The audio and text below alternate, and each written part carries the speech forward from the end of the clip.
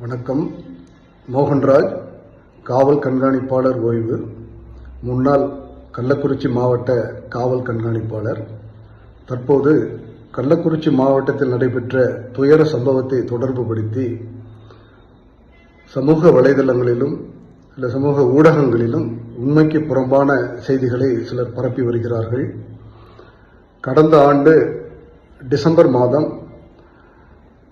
நான் பணி ஓய்வு பெறுவதற்கு சில மாதங்களே இருக்கும் முன்பு அமெரிக்காவில் உள்ள எனது மகள் மற்றும் மருமகளின் பிரசவத்தை கவனித்துக் கொள்ள வேண்டிய கட்டாயத்தின் பேரில் நானும் எனது மனைவியும் அமெரிக்கா சென்றோம். அதற்காக நான் விருப்ப ஓய்வு பெற்றேன்.